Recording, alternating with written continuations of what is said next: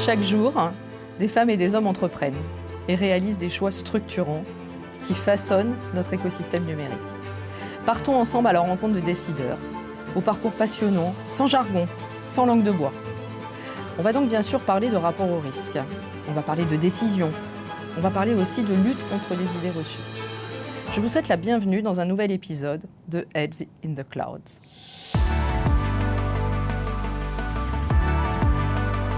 Bonjour à vous qui écoutez ce podcast. Je suis Sylvie Houlière-Maïka et pour inaugurer notre podcast Heads in the Clouds, j'ai l'immense plaisir d'accueillir l'une des figures féminines marquantes du monde de la finance, Corentine Poilvé-Clédière. Et je te réponds clairement, l'IA ne prendra pas de décision en soi tant que je serai là. Je crois qu'entrer dans un monde où on pourrait avoir l'illusion de la décision neutre ou l'illusion qu'on peut se débarrasser de la responsabilité de la décision, ça c'est assez dangereux. De facto, l'IA n'est pas fait pour prendre une décision. Alors bonjour Corentine. Bonjour Sylvie. Merci d'être avec nous aujourd'hui pour ce premier épisode du podcast Heads in the Cloud. Alors Corentine, pour les personnes qui ne te connaissent pas, tu es la CEO de LCH SA, London Clearing House, oui. Qui est l'un des piliers, et tu le dis très souvent, invisibles, oui. Mais essentiels de la stabilité financière mondiale.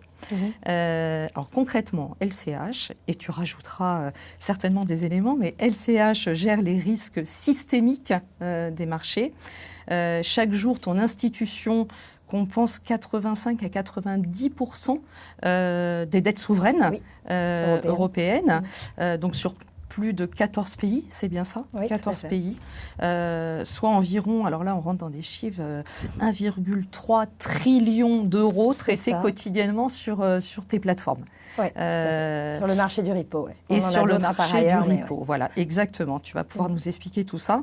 Et LCH traite également plus de 13 millions de transactions par an sur cette classe d'actifs, mais comme tu me le disais fort justement, tu en as d'autres classes d'actifs. Ça, c'est le très grand service de repo compensé. Donc, LCH, c'est une chambre de compensation. Oui. Tu le dis très justement, c'est un pivot en fait, des marchés financiers, mais la nature même de ce pivot, c'est que lorsque le travail est fait correctement, il doit absolument être indolore, invisible. J'ai l'habitude de parler du clearing comme oxygène. Dans votre propre corps, vous n'avez pas besoin de réfléchir pour respirer, mais à la seconde où il n'y a plus d'oxygène, vous allez vous en rendre compte assez vite. Bon, le clearing, c'est pareil. Donc, on a cette franchise qui est absolument essentielle, puisque c'est la fluidité des dettes européennes qui se joue sur ces plateformes. Et il y a également des services plus commerciaux, plus purement financiers, des services de dérivés, puis des services d'actifs digitaux. Mais celle-ci, c'est la bête, en gros. Hein. C'est le cœur du dispositif. Mais au-delà de LCH, ce qui m'intéresse, moi, particulièrement, parce que c'est la discussion qu'on va avoir ensemble, c'est toi. Corentine, donc qui tu es. Alors, moi j'aurais envie de dire que Corentine, c'est une dirigeante française de haut rang. Tu as été nommée Women of the Future en 2016. Tu interviens également dans des tables rondes qui marquent les rencontres d'Aix, mais aussi à l'Institut Montaigne, et pour partager les grands enjeux de la finance d'aujourd'hui. Tu es bretonne. Oui. Tu es mariée, tu as 3 enfants, et nous partageons l'amour de la Normandie. Moi, je suis normande, et toi, tu as une maison aussi en Normandie. On a eu l'occasion aussi d'échanger sur ce volet. Tu as démarré chez BNP Paribas à New York en pleine crise des subprimes. Oui, un timing un peu étonnant. Un timing tout à fait intéressant. Et tu as intégré cette belle maison de LCH en 2012. Oui, pour la création du business de dérivés CDS. Voilà. Est-ce que cela te résume bien, Corentine ? Est-ce que tu aurais envie de rajouter des choses ? Disons que tous ces éléments-là sont des portes. Après, derrière, il y a plein de choses. Qu'est-ce que j'aurais envie de rajouter ? C'est difficile de dire quelque chose de pertinent sur soi, mais je vais quand même dire une chose. Je vais rajouter la liberté. Oui, c'est très important pour moi. Quand tu regardes le monde aujourd'hui, qu'est-ce qui pourrait te faire dire là, ça peut vraiment dérailler ? Tout ? Non, j'aime bien, on démarre fort. Qu'est-ce qui pourrait me faire me dire ça ? Écoute, je crois que c'est quand même l'érosion de réflexes civilisationnels majeurs. Et j'en citerai quelques-uns. C'est la perte d'un rapport à la vérité, d'un rapport aux faits, mais c'est lié à la vérité. Et puis quelques piliers fondamentaux autour de ça. Alors la perte du rapport à la vérité, on va le voir avec le relativisme total de toutes les sources d'information, par exemple. Le fait qu'on s'accommode effectivement d'informations par algorithme, qu'il y a beaucoup moins de hiérarchisation entre les sources. Ça, c'est quelque chose qui m'inquiète beaucoup, comme mère aussi. Hein. Je passe beaucoup de temps à expliquer à mon aîné qui a 11 ans ce que c'est qu'une source d'information vérifiée, une source d'information stable par rapport à un réseau social, etc. Ces questions requièrent une éducation très fine et assez particulière, ce qui va créer encore des différences entre les gens qui peuvent être inquiétantes. Donc je dirais le rapport à la vérité, ça c'est vraiment quelque chose qui me tracasse, parce que sans rapport à la vérité, il n'y a plus aucun rapport commun au monde. Donc ça c'est quand même au cœur de tout. C'est clair. L'autre aspect, je dirais, c'est qu'on perd un peu l'idée que la liberté est la condition sine qua non de l'accomplissement de la vie humaine. On rentre tout de suite dans des choses assez larges, mais on a l'impression que la liberté, c'est un peu un confort secondaire en ce moment. Finalement, si on doit choisir entre efficacité et liberté, est-ce que finalement la liberté... Ça m'inquiète énormément aussi, parce que la liberté, elle est toujours sous-estimée jusqu'à ce qu'on l'ait plus. Donc ça aussi, ça m'inquiète. Et puis la conséquence de tout ça, c'est le recul des démocraties libérales, hein, évidemment. Donc, on le voit statistiquement, que ce soit dans le monde ou dans l'Union européenne. Ça, c'est une source d'inquiétude. Donc ces visions du monde qui s'écartent complètement, qui ne peuvent plus vraiment dialoguer parce que le rapport à la réalité n'est plus là. Et puis pas beaucoup de réflexion autour de qu'est-ce que la vie désirable et qu'est-ce que la bonne société, alors qu'il n'y a pas grand-chose de plus important à mon sens. Et en même temps, on commence à se connaître. Sylvie, je suis plutôt une optimiste. Je crois que ça nous permet aussi de voir avec beaucoup de clarté ce qui est à défendre. Donc justement, la vérité, la liberté. Voilà. C'est intéressant parce qu'on a beaucoup échangé aussi sur l'engagement et la liberté, c'est aussi ça. Oui, et quand je t'entends dire ça, moi ça me ramène à mon quotidien aussi chez OVH Cloud, parce qu'aujourd'hui, moi si je me pose la même question sur ce qui peut vraiment dérailler, je pense qu'il y a une prise de conscience aujourd'hui alors maintenant on appelle ça le kill switch, on appelait ça le shutdown, mais en tout cas qu'il y a un moment où on peut couper des ressources et les ressources numériques. Moi j'ai pris conscience de ça en arrivant chez OVH et ça devient une vraie réalité. Et là je me dis que ça peut aussi bien dérailler. Et ce qui est fascinant, c'est qu'en fait le rapport à l'information peut être une source de liberté, s'il est cadré d'une certaine manière. Et pour autant, l'information est un bien commercial. Tout à fait. Et ça a été peut-être un peu perdu de vue dans un moment de géopolitique un peu moins tendu. Maintenant qu'on est dans une récession géopolitique avérée, la monétisation du rapport à l'information et à la vérité est évidemment au cœur de la capacité à être un citoyen ou une citoyenne. Donc ça devient une vraie question. On a démarré sur une question très très large. C'est souvent comme ça avec nous deux. Hein, voilà, tout à fait, exactement. On démarre doucement, puis après ça part. Alors, on dirige toutes les deux des infrastructures dont l'économie dépend chaque jour, en fin de compte. Et tu l'as bien expliqué sur ton métier et les chambres de compensation. Alors, moi, tout à fait honnêtement, quelquefois, ça me donne un petit peu le vertige. Mais ce qui m'intéresse, c'est toi, finalement, ton rapport à ça. Comment tu gères cette notion de responsabilité, parce que tu portes une très grande responsabilité, et les enjeux sont immenses. Comment tu gères ça? Oui, ça, c'est une excellente question. Je crois que la façon dont je le gère, même si finalement, je n'ai pas tellement l'impression de le gérer, dans le sens où je crois que ce qui est au cœur de ce rapport à la responsabilité, pour moi, et on en avait parlé toutes les deux, pour moi, c'est un honneur. En fait, c'est un privilège. C'est-à-dire qu'on me confie quelque chose. D'abord, on me confie quelque chose pour un temps donné. Il y a eu des choses avant moi, il y aura des choses après moi. Le but, d'ailleurs, c'est de faire en sorte qu'il y ait beaucoup de choses après soi. Je ne crois pas trop aux dirigeants après moi le déluge. Je pense qu'il y a un vrai sujet là-dessus. Donc, je considère qu'on me confie une mission, un rapport à la mission qui est assez fort, dont on avait parlé aussi. Et donc, à l'aune de ça, ça dépersonnalise quand même pas mal la chose. Je crois qu'on est quand même dans une période où il y a un peu une passion de l'ego et une passion de soi, hein, que moi, j'aime pas beaucoup. Et je crois qu'à l'inverse, la responsabilité, ça peut être aussi le rappel au fait de prendre quelque chose qui vous dépasse, en fait. Hein, quelque chose qui vous oblige à sortir de vous-même, parce que vous devez porter pour un collectif, pour une durée, pour un accomplissement, pour une mission. Et alors moi, je trouve ça extrêmement sain, en fait. C'est merveilleux. Il faut sortir de soi, sortez de vous-même. Donc le fait de le vivre comme quelque chose qui vous est confié, qu'il faut protéger, qu'il faut faire grandir, dont il faut tirer tout le potentiel pour un bénéfice collectif, je trouve que ça retire pas mal de pression personnelle. Et pour autant, on reste un peu capitaine du navire, mais c'est pas pour soi, en fait, qu'on le fait. On est un élément de cette machine-là. Donc ce rapport-là, moi, il m'aide beaucoup à cadrer où est-ce que je suis moi en tant que personne et où est-ce que je suis moi en tant que fonction. Ce sont des choses assez différentes quand même. Oui. Et pour autant, je trouve que la fonction peut avoir un rapport très enrichissant sur la personne. On en avait parlé ensemble aussi, cette question, l'obligation de l'honnêteté intellectuelle, par exemple. Ça, c'est un vrai sujet. Il faut travailler sur soi énormément sur cette question. Pourquoi ? Parce que quand on dirige une institution, quelle qu'elle soit, par définition, tout ce qu'on va vous apporter, c'est tout ce qui n'a pas été résolu avant. C'est toute l'incertitude. En permanence, va vous remonter. Et là, on a des réflexes du cerveau qui sont tout à fait classiques et humains. C'est-à-dire que le cerveau n'aime pas la crise, n'aime pas cette tension, donc il va vouloir en sortir tout de suite. Et donc, il peut y avoir une forme de malhonnêteté intellectuelle non intentionnelle. C'est de prendre la première information qui vous vient pour agir très vite, pour avoir l'illusion de sortir d'un sujet. Or, diriger, c'est tout l'inverse. C'est tout l'inverse. Il faut rester dans une neutralité, il faut rester dans un espace, etc. Donc ça oblige à travailler sur soi énormément. Pour garder cette honnêteté intellectuelle, il faut apprendre en permanence. Oui.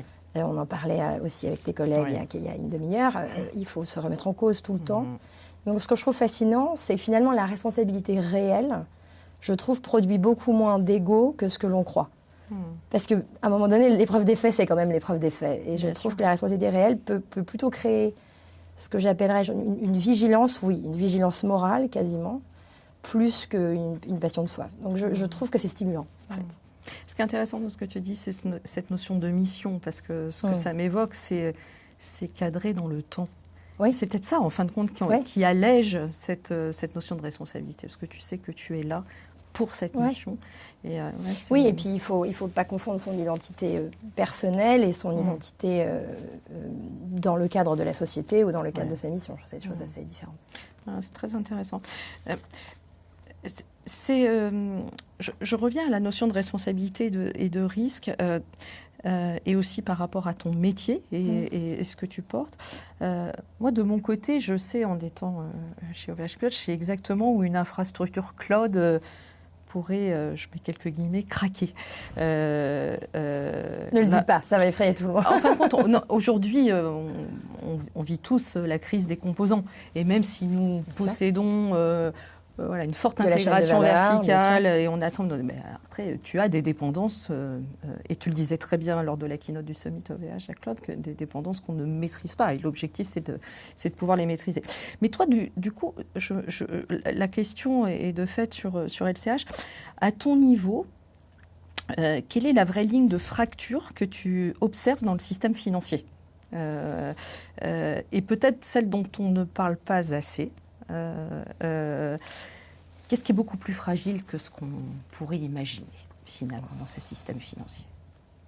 Alors ça, c'est vraiment une excellente question parce que c'est un système, comme tu le dis. Donc c'est vrai le système lui-même est aussi fragile que son maillon le plus faible. Donc pour moi, ce dont on ne parle pas assez, par construction, parce que la supervision va être verticale ou sur un sous-secteur, en fait, c'est en soi l'interdépendance du réseau.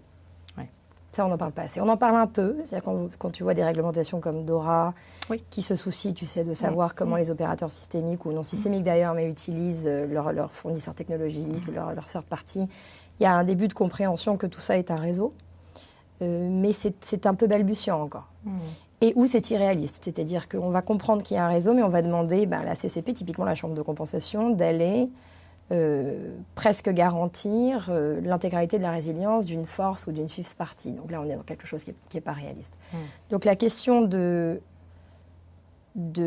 exit plans, du plan B, de comment on gère ses dépendances, justement, j'en parlais effectivement au Summit, elle est au cœur de ce qui se passe dans le système financier aujourd'hui. J'ajouterais un élément là-dessus, c'est que typiquement sur les questions de résilience opérationnelle ou de sécurité cyber, et on en parlait plus tôt, il n'est plus réaliste aujourd'hui de considérer typiquement qu'un acteur de marché financier va se doter lui-même et pour lui-même de l'ensemble de ses protections. C'est pas réaliste, c'est pas possible. Donc, on va arriver vraiment à quelque chose où nous sommes chacun des centres d'excellence. LCH est un centre d'excellence, OVH est un centre d'excellence. Et nous allons nous connecter les uns aux autres dans une chaîne de responsabilité acceptable pour le donneur d'ordre et le fournisseur de services en fonction de la relation à ce moment-là, selon des critères qui seront acceptés par ces deux entités. Et nous allons fonctionner en partenariat, en fait.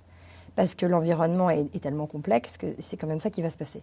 Donc l'idée de l'outsourcing, l'idée du partenariat, l'idée du service level agreement, toutes ces choses qui semblent très techniques, en fait, elles sont en train de dire qu'on va redéfinir un échiquier des systèmes financiers par centre d'excellence.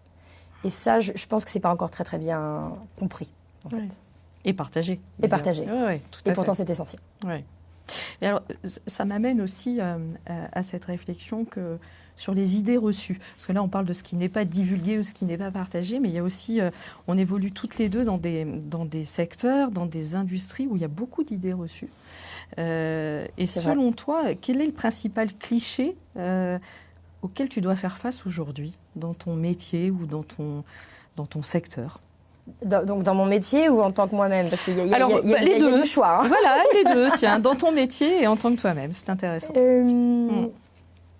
Écoute, il y en a beaucoup.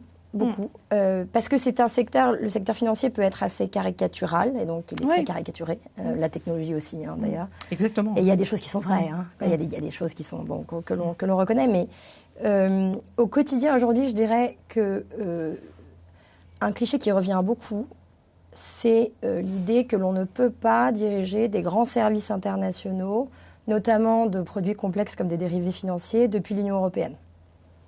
Et encore moins depuis la France, mon Dieu. Alors c'est vrai que historiquement, si vous remontez à 200-300 ans, ce n'était pas la spécialité économique de la région. Mais enfin, ça fait quand même un petit moment que les choses ont évolué et qu'il y a des très belles réussites dans cette région qui est quand même une des plus puissantes du monde et qui a une vraie profondeur par ailleurs et qui pourrait en avoir encore davantage. Donc ça, je l'ai beaucoup. En disant, mais vous êtes incorporé à Paris, mais donc c'est un service français. Je ne dis même pas du tout. C'est un service pan-européen, c'est un service global. Voilà. Donc ça, c'est un cliché qui revient beaucoup et qu'il faut, qu'il faut comprendre, en fait, parce qu'il vient de l'histoire. Et il vient aussi du rapport à la décision, de la common law britannique, qui était beaucoup plus propice, en fait, au développement des marchés financiers par rapport à la loi prescriptive de l'Union européenne. Enfin, il y a des choses qui se comprennent. Mais on peut démontrer quand même que les choses sont différentes, comme c'est le cas chez LCH. Et en tant que personne, j'en ai beaucoup. Hein. Je pense qu'on peut l'imaginer. On peut le partager. On peut les imaginer assez rapidement. Oui, c'est clair. Voilà. Et puis dans ces cas-là, moi, je pense que les clichés sont souvent un mélange d'histoire et de peur. D'histoire, de peur et de simplification. Donc la seule façon de se soucier de ça, c'est pas tellement... Un cliché, c'est un commentaire. Donc c'est pas tellement de commenter. En revanche, d'exécuter en opposition à ce cliché et de le faire dans le temps et de manière durable, et donc de proposer une autre image, c'est le meilleur moyen d'élargir la vision. Oui, je partage. Alors, nous aussi, on a beaucoup de clichés aussi dans la tech, comme tu peux l'imaginer. Évidemment. Mais je comprends tout à fait ce que tu dis. Et je pense que cette question de la France et de l'UE, vous devez l'avoir. On l'a quotidiennement également, tout à fait. Donc je comprends. Alors, là, on était sur un volet un petit peu négatif quand on parle de clichés, mais les opportunités, ça c'est beaucoup plus positif. Quelle opportunité, toi, tu vois aujourd'hui dans ton secteur, dans cette industrie des systèmes financiers, et cette opportunité qu'on n'a pas encore saisie ou que ce secteur n'a pas encore saisie? Oui, alors il y en a une. Alors elle est assez macro, hein, mais à l'intérieur de ça, il y a plein de tiroirs. Mais bon, voilà, on va rester sur le macro là-dessus. Je crois que aujourd'hui, si tu regardes le paysage de ce qu'on appelle effectivement, c'est pas un très joli mot, mais les infrastructures de marché, donc les gens comme nous, tout ce qui est non bancaire, en fait, de par leur histoire, la grande majorité de ces infrastructures de marché est alignée à une géographie, à un pays. Parce qu'en général, elles étaient collées à une bourse, qui elle-même était nationale. Donc la grande majorité des grandes chambres de compensation, des grands dépositaires centraux, des grands services de reporting, etc., vont être extrêmement américains, ou extrêmement singapouriens, ou extrêmement hongkongais, ou extrêmement allemands, ou extrêmement... Voilà. Parce qu'ils viennent de ce monde des exchanges. Et ça, je crois qu'aujourd'hui, c'est un problème. C'est-à-dire que, comme on l'évoquait plus tôt, on est dans une fragmentation géopolitique durable, absolument durable à mon sens. Il ne faut vraiment pas croire que c'est un moment. Je ne pense pas du tout. En tout cas, c'est un moment qui va durer. Qui va durer, oui, tout à fait. Je suis complètement... À mon sens. Et donc, ça veut dire quoi? Ça veut dire qu'il y a un écartement significatif des visions du monde. Et il y a quand même une perte assez généralisée de ce que peut être la valeur de l'intérêt commun. Est-ce que même un intérêt commun existe? Et puis, quelle est sa géographie?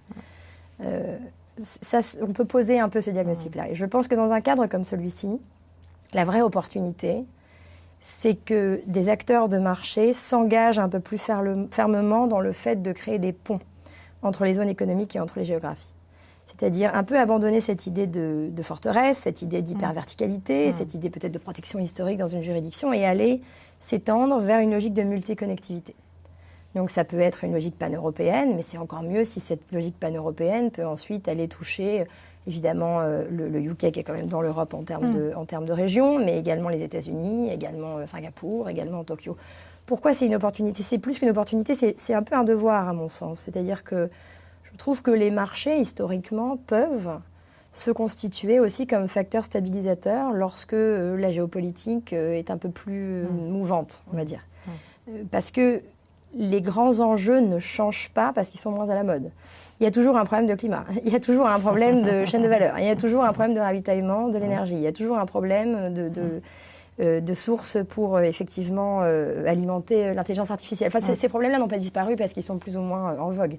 Donc les investisseurs, les vrais opérateurs de marché sont toujours sur le temps long, sont toujours sur une approche relativement multigéographie et ont besoin en fait de trouver des partenaires qui vont travailler avec eux sur ce temps et cet espace, quel que soit le moment politique. Donc pour moi, l'opportunité, elle est là. Nous, on est très engagés là-dedans. LCH est un animal horizontal qui est multiconnectivité, qui représente plusieurs monnaies en même temps, qui va être incorporé à Paris et qui va regarder le monde, qui va être un canal d'attraction des investissements internationaux en UE et inversement. Et parce que j'ai aussi la ferme conviction très classique d'un enfant européen des années 80, mais que l'interconnectivité économique est bonne pour la paix, tout simplement. Donc je crois qu'il y a quelque chose vraiment à faire. Il ne faut pas juste simplement rouler sur le côté et se dire qu'on est dans un moment politique. On a quand même un rôle à jouer dans cette affaire. C'est intéressant parce qu'en t'écoutant, je repensais à la discussion qu'on a eue avec Octave juste avant autour d'un café, où on parlait de cette globalisation, parce que finalement faire ces ponts, c'est aussi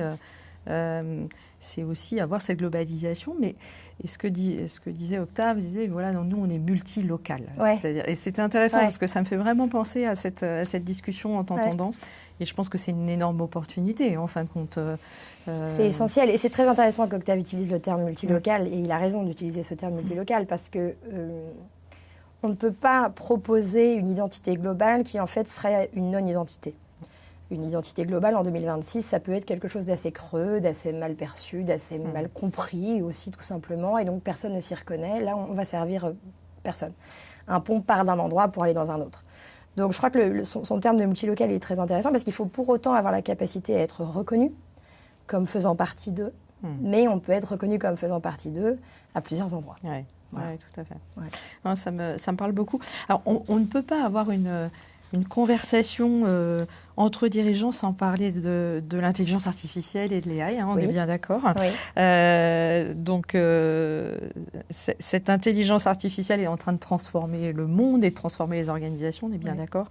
Quel est ton rapport à l'IA, toi, Corentine?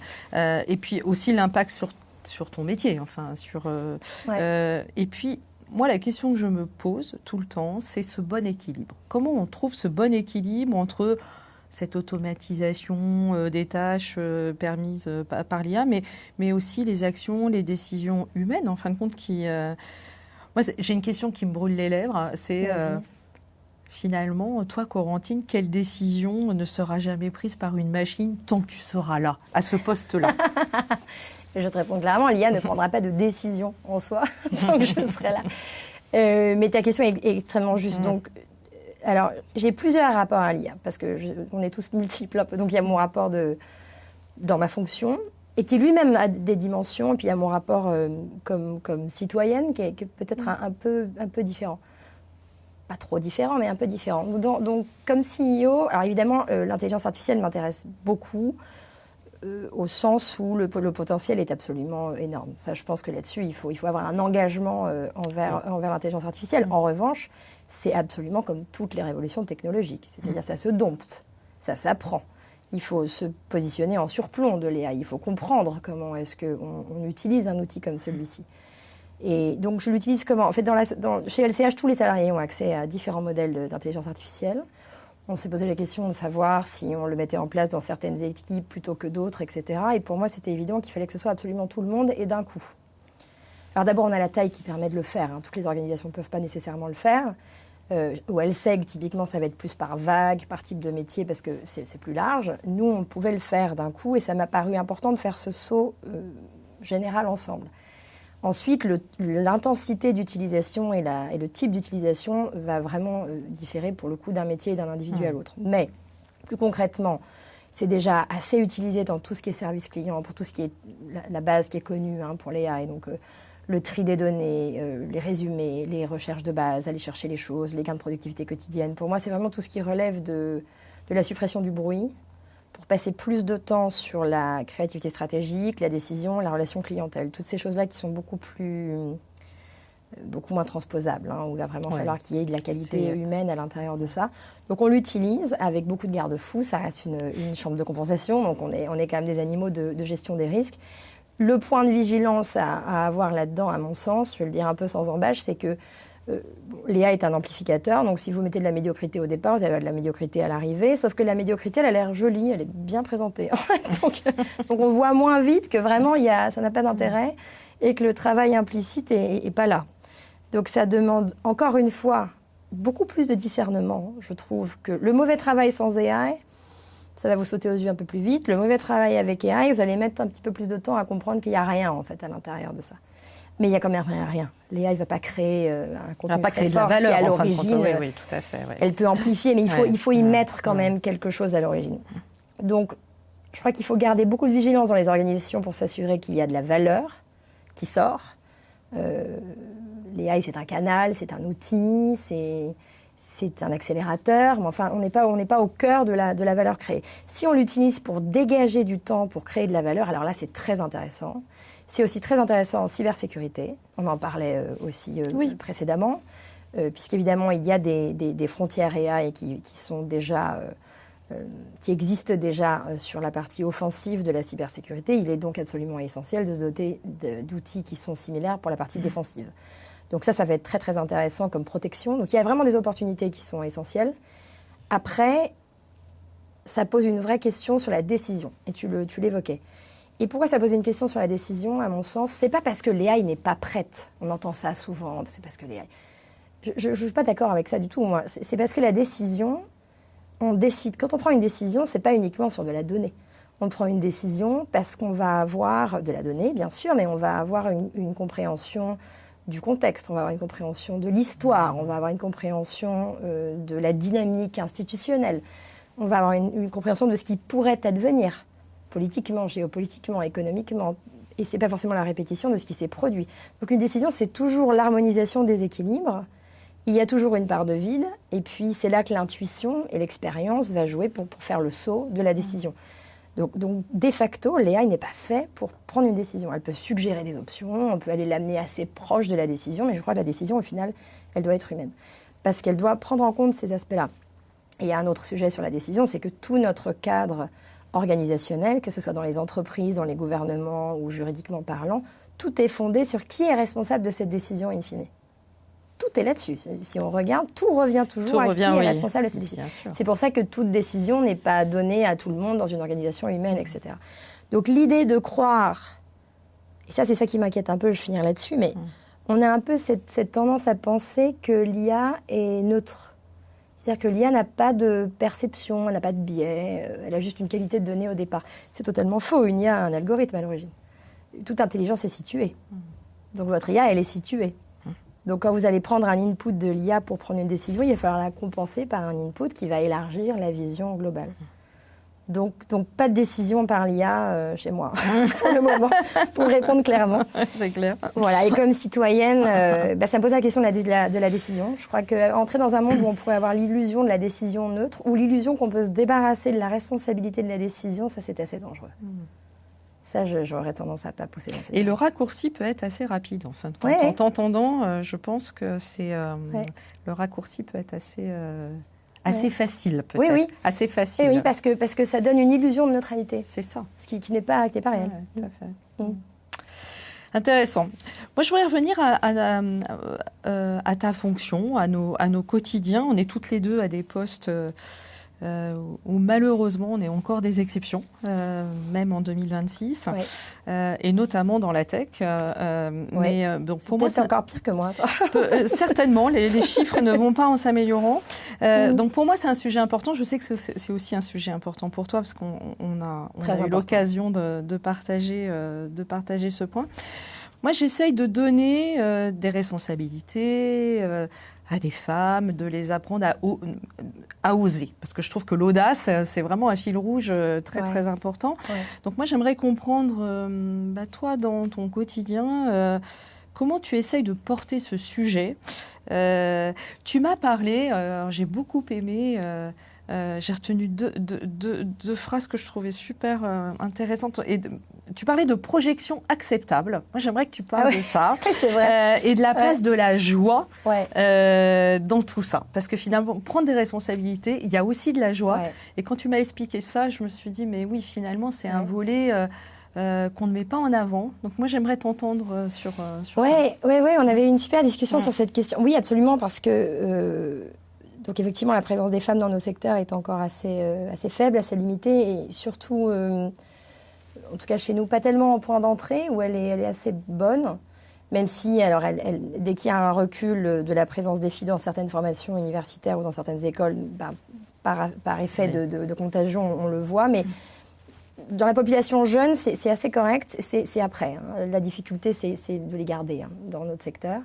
Et de les promouvoir aussi. C'est seulement de la rétention. Il faut qu'elles aient une trajectoire, évidemment. Faut qu'elles aient une trajectoire. Bien sûr. Mais c'est vrai de dire que dans le secteur, il y a aussi la question de la projection. Alors, effectivement, projection acceptable. Pourquoi ? Parce que je trouve, je ne sais pas ce que tu en penses toi, mais en fait, la manière dont on parle de nos secteurs aux jeunes femmes, on ne leur vend pas du rêve quand même. On est en train de leur dire, tu vas voir, ça va être horrible, ça va être très très dur, tu vas être toute seule, mais quel exploit quand même. Vas-y. Bon, à un moment donné, les injonctions, ça ne crée pas beaucoup de vocation quand même. Hein. Il faut, et d'envie aussi, peut-être. Si on tenait exactement le même discours auprès de jeunes hommes, je pense que la statistique serait la même. Ça ne donne pas une envie quand même dingue. Et ce dont on ne parle pas, jamais en fait, et presque jamais, je trouve ça dommage, c'est quoi une carrière intéressante, quel que soit le secteur ? C'est quand même un immense épanouissement intellectuel. C'est quand même la conquête d'une liberté très forte, qu'elle soit une liberté de déplacement, une liberté de pensée, une liberté économique, une liberté de décision. C'est le fait de pouvoir avoir un impact, c'est le fait de prendre des décisions structurelles, c'est d'avoir un effet sur le monde, c'est d'apprendre en permanence, c'est de se voir confier des missions qui vous font grandir. Enfin, c'est quand même assez passionnant, en vrai. C'est assez excitant. C'est excitant, c'est passionnant. Et oui, c'est parfaitement possible de vivre la multiplicité de toute personnalité, en vrai, à l'intérieur de ces secteurs-là aussi. Et je trouve que la manière dont on a tendance à présenter les choses pour les femmes leur donne le sentiment qu'il faut renoncer à la multiplicité de leur personnalité. Et ça, il n'y a pas un être humain rationnel qui va saucer de joie à cette idée. Enfin, donc on leur dit pas les choses telles qu'elles sont. Enfin, moi, tu n'as pas l'air complètement dépressive, moi non plus. Non. Voilà, bon, tout va très bien. Et je crois que c'est très important de leur parler de ça, effectivement, de leur parler de la joie, de leur parler de la passion qu'on peut mettre aussi dans ces carrières-là, dans ces métiers. Parce que ce sont des métiers qui ont un impact énorme sur le monde. Et ça, c'est merveilleux. Oui, ça vient vraiment, on avait partagé cette notion un peu galvaudée de rôle modèle.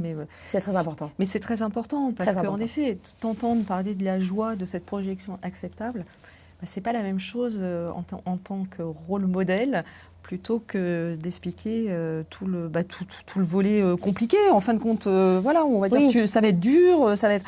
Et voilà, on ne reçoit pas le même message. Oui, il faut donner envie, mais parce que ça vaut la peine, en fait, en vrai. Mais je crois que la projection, c'est essentiel. Et surtout, il faut s'engager là-dedans. Toi, tu le fais, moi, je le fais. Je crois que quand on se retrouve en position de pouvoir parler de ces sujets d'une manière qui est une audience, il faut le faire.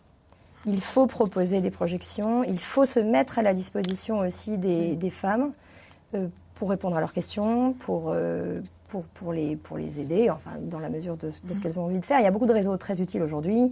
Moi, je fais partie d'un certain nombre de choses, notamment le Women in Leadership, qui est un réseau pan-européen qui inclut aussi le UK, qui est cross-sectoriel de femmes, où il y a des niveaux de seniorité qui sont assez différents. Il y a beaucoup de mentorat, il y a beaucoup de sponsoring, il y a beaucoup d'initiatives à l'intérieur de ça, qui est dirigée par Tema Saman, la présidente, qui est vraiment, vraiment très intéressante. Et donc, il y a des possibilités, et l'objectif, c'est vraiment d'ouvrir la porte pour les autres.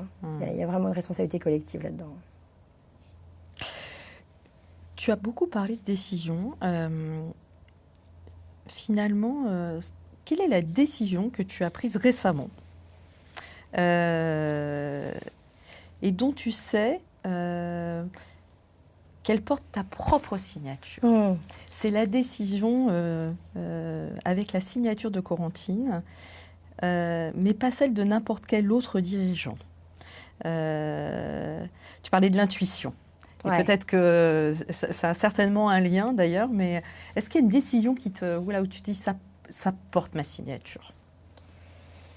Oui. Que tu peux partager parce que voilà, c'est aussi... Il y en a pas mal. Non, il y en a pas mal. Récemment, là, je reviens de Washington. Et nous avons trouvé, sans rentrer dans des détails qu'on ne peut pas partager, mais trouver le bon canal avec le marché et les autorités américaines pour permettre à certains fonds américains, donc qui collectent de l'épargne américaine, de participer au marché du repo dont tu parlais au départ, donc en fait de participer au financement de la dette des États européens. Et ça, c'est 4 ans et demi de travail parce que la manière dont ce pont était considéré à la fois par les Américains et par les Européens les 4 dernières années, moi, me convenait pas. C'est-à-dire, je considérais que c'était pas le bon équilibre, ni pour nous, ni pour le marché européen, ni finalement pour les fonds américains. Il y avait quelque chose qui n'était pas juste, en fait, pas au sens de la justice, mais au sens de la justesse. Et donc, c'est aussi ça, décider. Parfois, c'est ne pas décider, c'est s'asseoir sur une situation en disant, non, on va pas y aller parce que je sens pas. Si on fait ça aujourd'hui, ça n'existera plus dans 10 ans. Et moi, j'aime faire pour la durée quand même. On fait des choses qui doivent quand même durer. Et puis pour différentes raisons, on a réussi à... Et l'environnement lui-même, c'est toujours un alignement de planètes dont on n'est que partiellement responsable, à faire modifier un petit peu le dialogue, le discours, et à trouver quelque chose de beaucoup plus équilibré. Et là, c'était bon. Pour moi, c'était bon. Et après, quand c'est bon, on y va. Mais voilà. Tu parlais de ressenti, c'est-à-dire que là, la place de l'intuition dans une décision comme celle-ci, parce que tu parlais de bon timing, en fin de compte d'alignement des planètes, mais la place de l'intuition, c'est une place importante dans une décision comme celle-ci? Oui. Moi, je crois beaucoup à l'intuition. Alors attention, c'est une intuition qui s'informe, une intuition qui apprend, une intuition qui n'est pas folle d'elle-même, qui est capable de changer d'avis, qui doit sans cesse se remettre en cause, mais protéger sa capacité d'intuition personnelle, c'est absolument essentiel à mon sens. Tout décideur, toute décideuse doit avoir une part d'intuition, cette petite voix, cette petite voix intérieure, qu'il faut protéger. Et au final, une fois que vous avez collecté toute l'information possible, il faut s'enfermer avec sa petite voix. Voilà. Alors moi, je partage complètement ce point. C'est pour ça que quand on parle d'intelligence situationnelle, d'intelligence émotionnelle, derrière tout ça, c'est ce mot, c'est ce gut feeling, cette petite voix. Petite voix qui fait que tu peux avoir toutes les datas possibles Alors, bien sûr, c'est la porte d'entrée. Il faut, mais après, au bout du compte, il y a un saut. Il y a quelques saut à faire. Voilà. Et ce saut-là, c'est cette petite voix. Donc, je suis très, très en phase avec ce que tu viens de dire. Alors, on arrive déjà à la fin de cet épisode. Alors, moi, j'ai une question de fin, évidemment, pour toi, Corentine. Quelle est la conversation que tu n'as pas encore osé avoir ? On parlait d'audace. Quelle conversation tu n'as pas encore osé avoir et que tu te promets d'avoir cette année ? 2026 ? Allez, on va dire en 2027. Okay. Tiens, allez, en 2027. Écoute, c'est marrant parce que je me faisais cette réflexion dans un avion, dans un train. J'ai pas mal voyagé ces dernières semaines. Et tu vois, je me disais... Ça découlait d'une conversation sur l'intelligence artificielle. Je me disais que la conversation qu'il faudrait avoir, sociétalement parlant, c'est une conversation sur le rapport au temps. Alors attention, quand on dit conversation sur le rapport au temps, tout le monde lève les bras au ciel en disant plus personne ne veut travailler, c'est terrible. On n'est pas dans le cliché. Ce que je veux dire par là, c'est que l'utilisation de technologies du type intelligence artificielle pour une forme de suppression du bruit, pour une forme de création d'un silence nouveau, d'une profondeur nouvelle, pour mener des réflexions de fond, alors ça, ce serait une élévation humaine très intéressante. Mon inquiétude, c'est que la nature a horreur du vide et la société encore plus. Donc, dès lors qu'on crée de l'espace, on remet des couches d'hyperproductivité assez tactiques, en fait, assez rapidement. Au lieu de se demander, finalement, on peut être intentionnel sur la part de bruit, la part de vide, la part de productivité, la part de créativité, la part de pensée. Et ça, je ne la vois pas du tout, cette conversation. Et je crois qu'à mesure qu'on avance dans des technologies qui sont supposées nous économiser du temps, la question de pourquoi, et ce qu'on va faire de ce temps, et qu'est-ce qui est désirable avec ce temps, elle devrait être posée. C'est une question majeure. Je rajouterais peut-être aussi le plaisir, parce que le rapport au temps, c'est aussi de laisser de la place, quand tu dis de laisser de l'espace. L'expérience. Et de l'expérience, exactement. Et aussi du plaisir. Tu parlais de la joie. On s'est rencontrés autour d'un petit déjeuner pour parler de ce podcast. Et c'était très drôle parce qu'on s'est retrouvés avec des agendas qui sont très remplis, toutes les deux. Et au bout d'une heure et demie ou 2 heures, tu m'as dit mais en fin de compte, j'ai raté mon rendez-vous d'après. C'est vrai. Et voilà. Et c'est aussi ça, on parlait de rôle modèle et de la joie, c'est aussi ça. C'est pas parce qu'on a des responsabilités très importantes que ce rapport au temps, de laisser de la place et de laisser de la place au plaisir parce que les choses se font et on a une discussion intéressante. Et la présence. Voilà, exactement.